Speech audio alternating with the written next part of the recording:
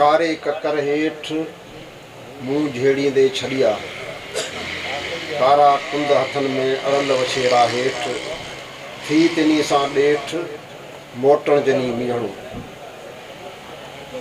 अवामी press club जा साथियों, तव्हांजी महिरबानी जो सिंध जे हिकु अज़ीम सूर में जदीद दौर जे मोरड़े चाचा फैज़ मोहम्मद गबोल जी वरसी जे सिलसिले ते तमामु साञामंद दोस्तनि खे दावत ॾेई हिते गॾु कयो आहे त असां सभु गॾिजी फैज़ मोहम्मद गबोल जी जिदोजहद, उनजी हुम्मत, उनजी मुड़सी जेका उन पंहिंजे ज़मीन जे लाइ, पंहिंजे खेतनि खे बचाइण लाइ कई, पंहिंजे ॻोठनि खे बचाइण लाइ कई, उन ते उनखे ख़राज तहसीन पेश कयूं ऐं उन ई मां उत्साह वठी अॻिते वधण जी कोशिशि कयूं त जीअं फैज़ मोहम्मद पंहिंजे ज़मीन जी मालिकी कई, तीअं असांखे जेका बाक़ी का शइ बती आहे, जेकॾहिं कंहिं वटि को ज़मीन आहे, कंहिंजो घरु आहे, कंहिंजो रोज़गारु आहे, त उनखे बचाइण जे लाइ करे हू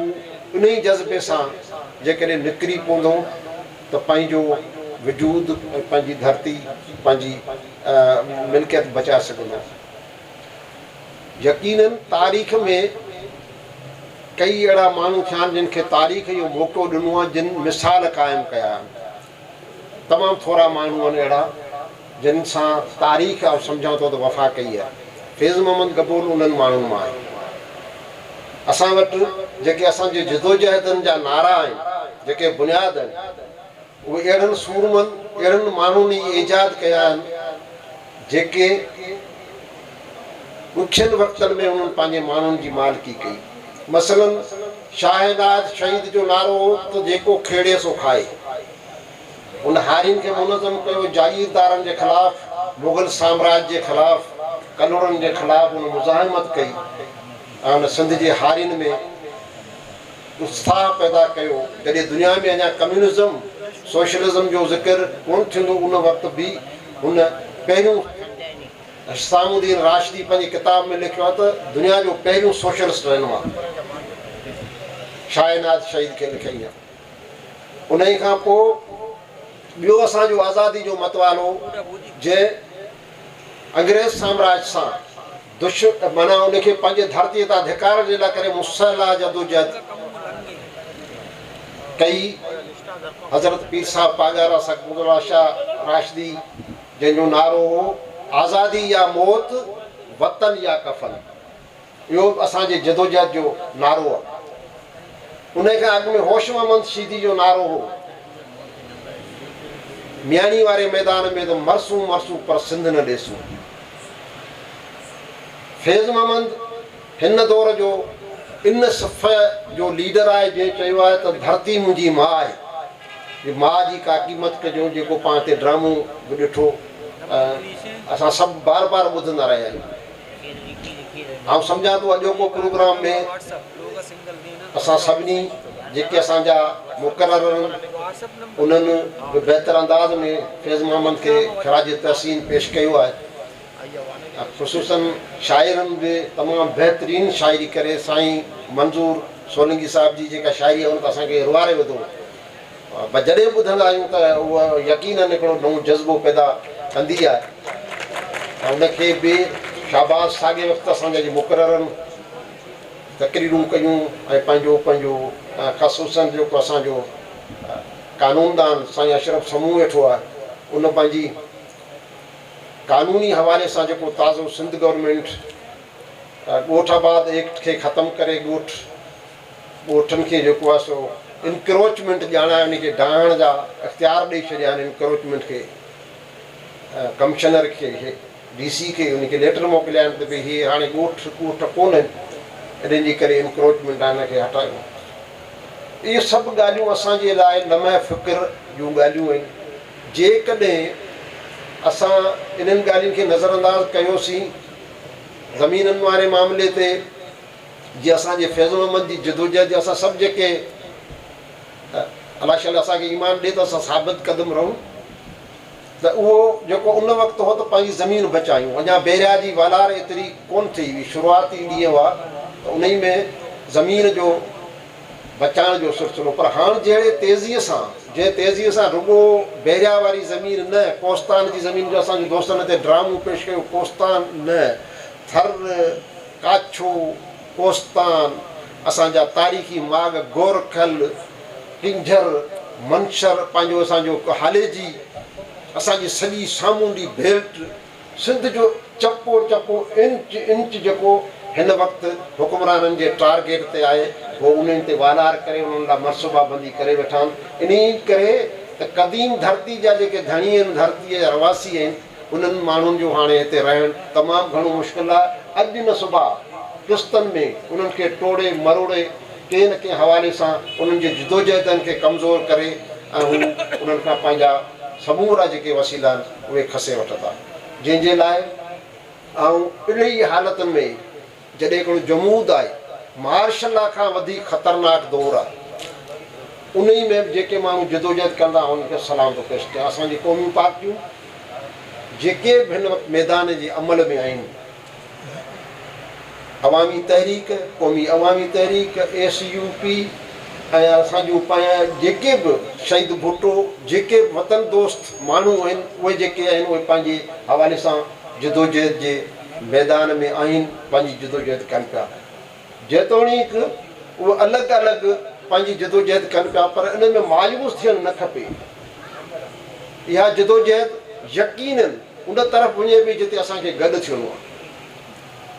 असां मायूस इन करे थियो था त असांजो माण्हू, असां सॼी ज़िंदगी, सॼी ॼमार जेको माण्हू असांजे जिन, असांजी एॾी वॾी जिदोजहद कोन्हे, पर जेके असांजा क़ौमी अॻुवान हुआ उन्हनि जी जेका जिदोजहद आहे, उन्हनि जी जिदोजहद खे असां सम्झो ई कोन्हे, अञा उनखे पढ़ियो ई कोन्हे। असां वटि हिते कुझु अहिड़ियूं दोस्तनि जूं ॻाल्हियूं हुयूं त नई राह जी तलाश कई हुजे,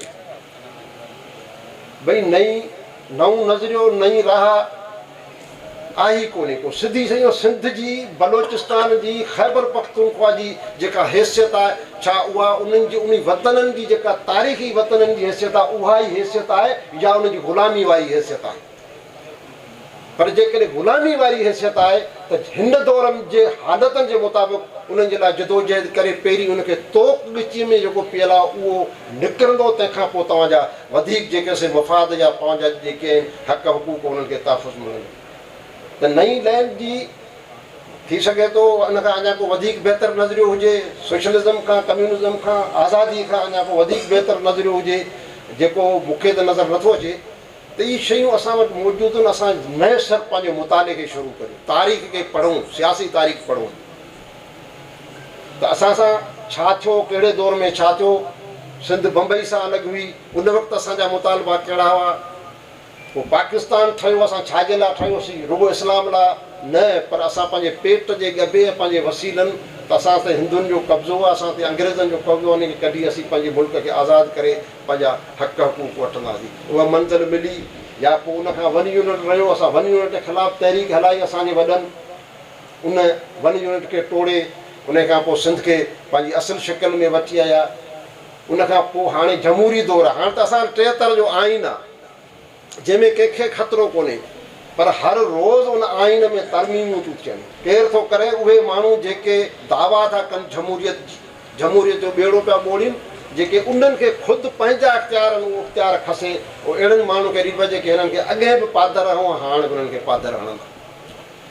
बहरहाल अॼु फैज़ मोहम्मद जे वरसी जे मौक़े ते ॿुधायूं त कंहिंखे ॿुधायूं, हुजे को उन्हनि माण्हू मां जंहिंखे ॿुधायूं, पर असीं ॿुधाईंदा रहंदासीं। असीं पंहिंजे इन जेको असांजी किरत आहे इन खां असां परे कोन थींदासीं, चाहे उहो ॿुधनि या न ॿुधनि, पर उनखे ख़बर आहे। ऐं अशरफ साहिबु, चनर साहिबु तव्हांखे ॿुधायां त सची ईमानदारी ॻाल्हि आहे, भले माण्हू असां वटि थोरा आहिनि, पर हीअ असांजो साम्हूं नथा थी सघनि।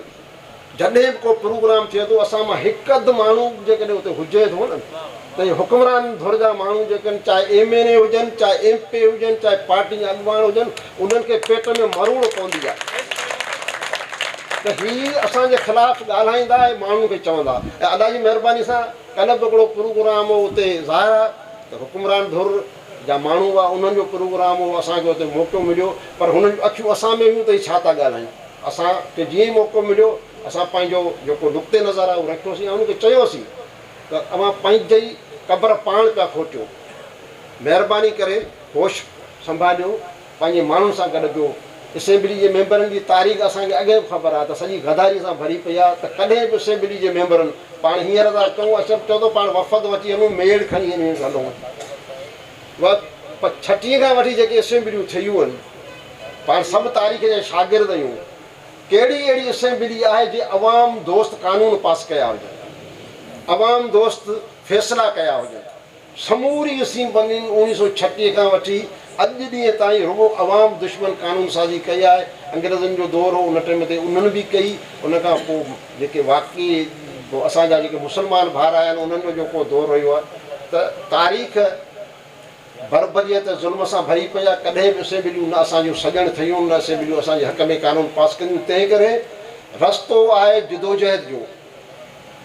जीअं आकाश अंसारी जो शेर आहे त जे वक़्तु हे जोगी जाॻिया, हिन भूम मुंहिंजीअ जा भाॻिया, उहो सूर रहंदा साॻिया, कंदा सभु मस्तु कलंदर, दमादम मस्तु कलंदर। मसइले जो हल इहो आहे त माण्हुनि में शऊर पैदा थिए, असां पंहिंजी ज़िमेवारी खे महसूसु कयूं। ईअं न त तकरीर में वेठा आहियूं, वॾियूं तकरीरूं करे पोइ वर खणियो हलिया वञूं पिया, असांखे ॿिए ॾींहुं ॿुधंदासीं। असांखे ॿुधाइणो बि आहे, असांखे ॿुधणो बि आहे, माण्हुनि खे गॾु करिणो आहे। मायूस थियणो कोन्हे। चाचा फैज़ मामन जहिड़ा किरदार असां वटि आहिनि, उहे जिदोजहदनि जे अमलनि जे करे ऐं उहे पैदा थींदा आहिनि। अॼु असां सभु उनखे गॾिजी ख़राज तहसीन पेश पिया कयूं। ऐं सम्झां थो ॾाढो हिकिड़ो कामयाबु प्रोग्राम थियो आहे ऐं उन में हिकिड़ो मैसेज वियो आहे तमामु ज़बरदस्तु। इहो असां इन खे मुख़्तलिफ़ जेके असांजा ॾींहं अचनि था, हवाला अचनि था, उन सां अहिड़े जोश जज़्बे सां माण्हुनि खे गॾु कयूं, उन्हनि ताईं पंहिंजो पैगाम पहुचायूं। ॿियो असां वटि को तरीक़ो कोन्हे को, न एमपियुनि वटि वञण जी ज़रूरत आहे, न हुकुमरान असांजा मसइला हल कंदा। असांजो मसइलो असीं पाण हल कंदासीं, असांजा माण्हू हल कंदा। जॾहिं उहे निकिरंदा, हिते छा थियो आहे, बहिरिया वारी जदोजहद जो मिसाल थो अचे त बहिरिया जे ख़िलाफ़ु माण्हू इनफ़रादी तौर ते त कोशिशि कंदा आया, पर असां 2015 खां वठी कोशिशि कईसीं, वियासीं। गबोल साहिबु वेठो आहे, हिन जो माइक हथ में हूंदो, 5-7 माण्हू हूंदासीं, हिन खां वधीक कोन हूंदो। केरु माण्हू असांखे पाणी पीआरण लाइ तयारु कोन हूंदो। पर जॾहिं केतिरा ॻोठ बि हिन में खॼी विया, सभु कुझु थियो। पर काठोड़ में जॾहिं करमतियुनि जे ज़मीन ते ऐं पंहिंजे जोखियुनि जे ज़मीन ते जानशेर खे ॿधनि, उन में उहा मुज़ाहिमत थी। जॾहिं नियाणियूं विड़ियूं पंहिंजे बिल्डोज़रनि जे साम्हूं आयूं, उन्हनि खे पथर लॻा, उन्हनि खे धक लॻा, त सॼी सिंध ताईं जेको हिकिड़ो मैसेज पहुतल हो, उन्हनि जो नोटिस वरितो वियो ऐं सॼी सिंध बहिरिया वारे मामले में गॾु थी। तारीख़ जो वॾे में वॾो इत्तिफ़ाक़ जेको बहिरिया जे साम्हूं लॻो, उन में उन्हनि माण्हुनि उन ते केस बि थिया, जेलनि में बि विया। वॾी जेको सो उन्हनि जिदोजहद खे सलाम थो कयां, उन्हनि खे जेके माण्हू उन में आया। पर अफ़सोस मूंखे पंहिंजे उन सियासी दोस्तनि ते पाए, जेके बिज़ात ख़ुदि असां सभु गॾु वेठा हूंदा आहियूं। पर इन जिदोजहद खे जिन माण्हुनि सखर खां बसियुनि में चढ़ी आया, उते बहिरिया जे ॿार छबरनि ते सुता पिया हुआ। शिकारपुर खां आया, सॼी सिंध खां पंहिंजा बच्चा ॿार ही हू वठी उन जिदोजहद में मलीर जे माण्हुनि जी मालिकी करणु आया, कराची जे माण्हुनि जी मालिकी करणु आया। आउं तव्हां खां पुछां थो, असां सभिनी मां जेके बि हिते मौजूदु हिन में घणा माण्हू, हिकिड़ो माण्हू अहिड़ो हो जो उन जिदोजहद खे कंटिन्यू करण लाइ जेके फ़ैसिला थिया, उन्हनि सां गॾिजी अॻिते वधण लाइ त उन जिदोजहद खे सॼी सिंध ताईं पहुचायूं। असां बि उन्हनि माण्हुनि सां क़दम भरे वियूं। हिकिड़ो माण्हू अहिड़ो हथु मथे कोन खणंदो असीं उन्हनि सां जिदोजहद में गॾु बीठासीं, न। उहे आया, ॿधा, मारूं, मोचड़ा खाधऊं, जेकी कुझु थियो उन्हनि सां जुट थी। पर जिन जा घर पे विया, जिन जूं ज़मीनूं खसिजी वियूं, उन्हनि माण्हुनि को बि किरदारु अदा कोन कयो। जॾहिं उन्हनि कार ॾिनी त असां सां गॾु निकिरो। जॾहिं असां आऊं वाहिद माण्हू हुउसि जेको उन सां पंहिंजी हिकिड़ी ज़िमेवारी खे सम्झी, छाकाणि जो एक्शन कमेटी जो मेंबर हुउसि, मूं उते बार बार इहो केस पियो रखियो त बहिरिया जे मामले में पंहिंजो किरदारु अदा कयो। जॾहिं उन्हनि सभिनी पार्टियुनि, क़ौमी पार्टियुनि इहो किरदारु अदा कयो, त असां ते ज़िमेवारी ते थी त असां पंहिंजे केस खे खणण जे लाइ करे सभिनी ताईं पहुचायूं। उन में असांजे सियासी असांजा जेके दोस्त जेके असां गॾु पियूं पाण में, उन्हनि सभिनी जो सुठो किरदारु कोन रहियो। मालिकी वारो किरदारु कोन रहियो, मोट ॾियण वारो किरदारु कोन कयो। उनखे सॼी तहरीक खे असां निगलेक्ट करे छॾियोसीं त हिन में फलाणे झंडो इस्तेमालु थियो, फलाणे झंडो इस्तेमालु कयो, बजाए जो ॿिया मुखालफ़त कनि। असीं जेके धरती धणियूं जंहिंजे मामले में जंहिंजी असीं अॻुवाणी पिया करियूं, असीं अॻुवाणी कंदड़ माण्हू उन तहरीक जा मुखालफ़ थी वियासीं, जंहिंजे नतीजे उहो तहरीक अॻिते कोन वधी सघी। न त आउं सम्झां थो अॼु वरी इहे काऊं करे ॻोठनि ते कोन अचनि, जेकॾहिं असां उनखे रुॻो हिकिड़े बेरिया जे धरणे खां पोइ ॿियो बि धरणो लॻे, टियों बि धरणो लॻे, सिंध सॼी खे गॾु करियूं त इहो बाब बि बंदि थी वञे ज़मीननि ते। न हाणे सिंध जी ज़मीन जेका असां कारपोरेट जेका असांजो ग्रीन हले पियो सिस्टम, फौजियुनि खे पिया ॾियनि या ॿियनि खे पिया ॾियनि, इहे सभु इदारा बंदि थी वञनि।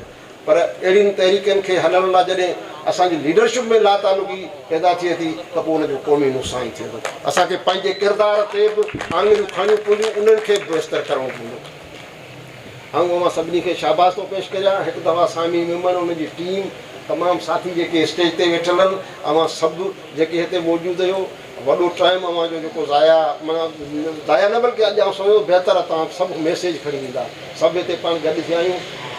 वरी वचन था करियूं त इंशाअल्लाह ताला क़ौमी मेड़ाकनि में भरपूर तरीक़े सां शिरकत कंदासीं, गॾिजी पंहिंजे क़ौमी काज़ खे अॻिते वधाईंदासीं। ऐं हिकु दफ़ो वरी बि फैज़ मोहम्मद गबोल खे ख़राज तहसीन पेश करियां थो, ख़राज तहसीन पेश करियां थो, जंहिंजी जिदोजहद सॼी ज़िंदगी क़ाइमु दाइमु रहंदी आहे। असांजे लाइ हिकिड़ो रोल मॉडल आहे कराची वारनि जे लाइ त हिते बि अहिड़ो माण्हू पैदा थियो जंहिं हिकु नए नारे खे जनमु ॾिनो, जंहिं मिटीअ जी पंहिंजी मालिकी जो हिकिड़ो नओं मिसाल पैदा कयो, उहो आहे चाचा फैज़ मोहम्मद गबोल। मूंखे यकीन आहे त फैज़ मोहम्मद गबोल जी बिरादरी, भाइर औलाद, उनजो सां तालुक़ु रखंदड़ माण्हू हाणे हिन ॻाल्हि खे सम्झण जी कोशिशि कंदा, पंहिंजा अॻूणा रवैया बदिला। हाणे बहिरिया बि कोन्हे, हाणे बहिरिया ॾोकड़ो कोन ॾींदो।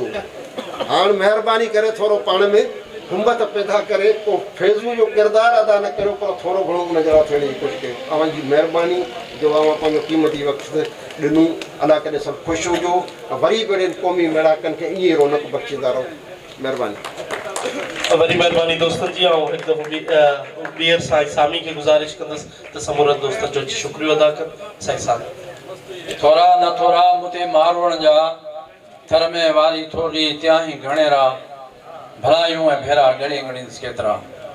असां तव्हां समूरनि जा थोराइता आहियूं। ऐं हाणे हिन शुक्रिया सां गॾु अव्हांखे गुज़ारिश कंदासीं त फैज़ मोहम्मद गबोल खे लाल सलाम पेश कंदासीं। सभु माण्हू जीअं कतार ठाहे ॿियनि खे सलूट कनि, सलाम कनि त इहा तारीख़ बणिजी वेंदी। तव्हांजी वॾी महिरबानी। वरी इनशाअल्लाह इहे मेड़ा मचंदा, वरी पाण पंहिंजा कैरेक्टर जेके आहिनि किरदार उनखे अॻियां आणींदासीं। महिरबानी करे जेके बि दोस्त बीठा आहिनि उनखे गुज़ारिश त मथे अचनि ऐं फैज़ गबोल खे लाल सलाम पेश कनि। वॾी महिरबानी। अॻुवान